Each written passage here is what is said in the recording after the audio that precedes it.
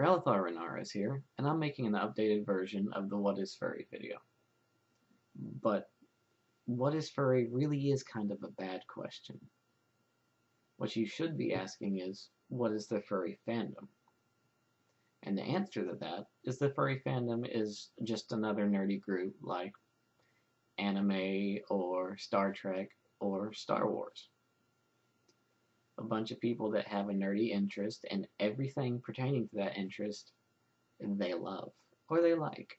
Depends on how much you like it. Now, in the case of the furry fandom, it's creatures called furries. So now I really do have to tell you what a furry is now that you know what they belong to. Well, a furry is an anthropomorphic character. Now that word means nothing to anyone. So let me say something that actually makes sense. A furry is Roger Rabbit, Bugs Bunny, any of the characters from Disney's Robin Hood, the old school Thundercats, Kung Fu Panda, Worgen and Tauren off of World of Warcraft, and all the animal-based races off of EverQuest 2. Essentially, a furry is a demi-human character that has animal characteristics. Now, what do I mean by demi-human?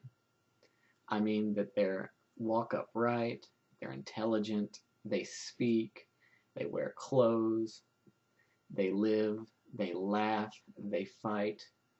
They're human in pretty much all accounts. In fact, very similar to any alien race on Star Trek. Or Star Wars. So this is what the furry fandom is based around. They like those characters. They like those characters in movies. They like those characters in art. Like those characters sung about. They like to read stuff about those characters. It's just a whole nerdy little genre where they can geek out with other geeks just like them. Now, they're very creative folks in general. There's a lot of art, there's a lot of writing, and there's these nifty little things called fursuits. Now, I'll go over fursuits a little bit more in another video, and hopefully have a bunch of good examples for you, so you can see that they are pretty neat. But essentially, they range from mascot costumes, like you might see at your local sports games, all the way up to things that can no longer be described as a mascot costume because they are so detailed and intricate that they are works of art in and of themselves.